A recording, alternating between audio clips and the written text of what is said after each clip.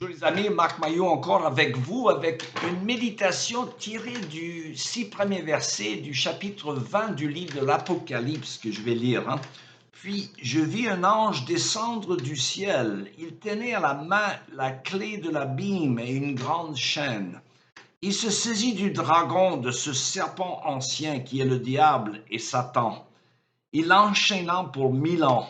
Il le précipita dans l'abîme qu'il ferma au-dessus de lui en y mettant des scelles, afin que le dragon ne puisse plus égarer les peuples avant le terme des 1000 ans. Et après cela, il doit être relâché pour un peu de temps. Ensuite, je vis des trônes. On remit le jugement entre les mains de ceux qui y prirent place. J'ai vu aussi les âmes de ceux qu'on avait décapités à cause du témoignage rendu par Jésus et à cause de la parole de Dieu.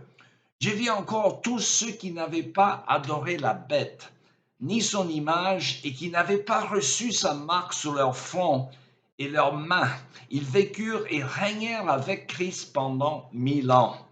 C'est la première résurrection. Les autres morts ne vécurent pas avant les 1000 ans, la fin des 1000 ans, pardon. Heureux et saints ceux qui ont part à la première résurrection. La seconde mort n'a pas prise sur eux. Ils seront prêtres de Dieu et de Christ et ils régneront avec lui pendant 1000 ans. Fin de la lecture.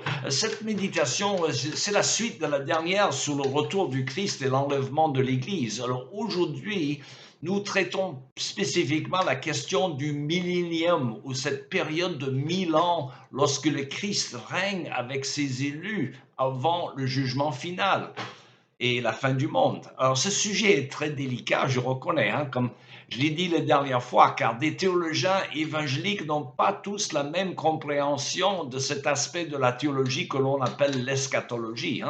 Et c'est pourquoi il faut aborder ce sujet avec beaucoup d'humilité et de prudence, sachant que les arguments des trois positions majeures, je dirais, se défendent. Et d'ailleurs, je me souviens d'un sermon de notre feu pasteur, le docteur D. James Kennedy, il y a des années. Ce grand érudit qu'il était et très ferme sur ses convictions à l'égard de la majorité des questions théologiques. Il avait pourtant commencé son sermon sur l'eschatologie en disant que ses opinions avaient évolué depuis des années d'études et avant de nous exposer ce qu'il pensait être l'enseignement biblique à ce sujet. Alors, nous avions donc dit la dernière fois que la première position à l'égard du millénium s'appelle tout simplement amillénarisme avec la privative signifiant pas de millénium littéral. Autrement dit, cette position interprète le passage clé de l'Apocalypse comme symbolique du règne du Christ sur la terre actuellement. Un règne qui dure depuis plus de 2000 ans déjà, période pendant laquelle l'Église, composée de juifs et de gentils, grandit dans le monde où Satan est lié et l'Église est actuellement capable par l'Esprit de Dieu d'arracher du royaume des ténèbres des nouveaux croyants. Alors, selon les paroles de Jésus en Matthieu 12, 29, nul homme ne peut piller les biens de l'homme fort, à savoir Satan, à moins de l'avoir ligoté d'abord. Alors, l'Église actuellement est en train de piller des biens de Satan et donc Satan est lié.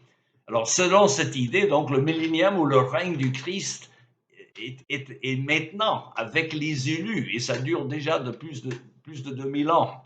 Et cette position était celle du grand Saint Augustin, le théologien le plus influent du premier millénaire de l'Église. Mais il y a une perspective que l'on appelle aussi le pré-millénarisme qui considère que la période de 1000 ans est à interpréter plus littéralement, indiquant une période intermédiaire où le Christ régnera avec ses élus avant son retour en jugement du monde.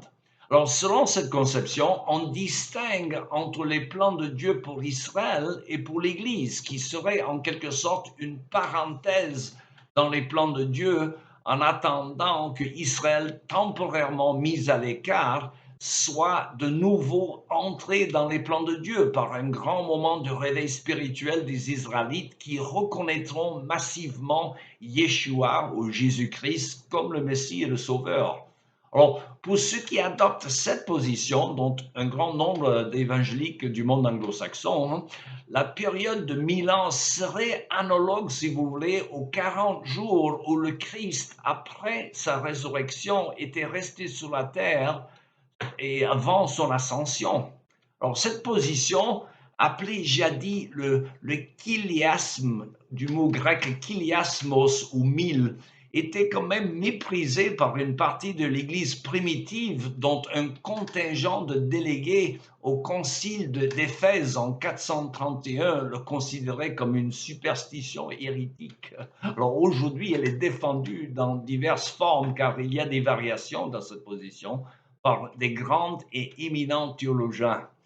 Et enfin, il y a la position qu'on appelle post-millénarisme, qui ressemble à la position amillénariste en ce qu'il considère l'Église comme le nouvel Israël au peuple de Dieu, mais qui affirme que l'Église va éventuellement transformer la société pour le bien, inaugurant éventuellement le millénium ou période de 1000 ans pendant laquelle le Christ régnera avec ses élus sur un monde transformé, où, selon les paroles du prophète Isaïe, le loup reposera avec l'agneau, avant le retour en gloire du Christ pour le jugement dernier. Alors, cette position fut populaire, je dirais, jusqu'au 19e siècle, mais elle a perdu beaucoup d'adhérents par les deux guerres mondiales au 20e siècle, lorsque l'optimisme exigé par cette conception post-millénariste fut sévèrement mis en doute.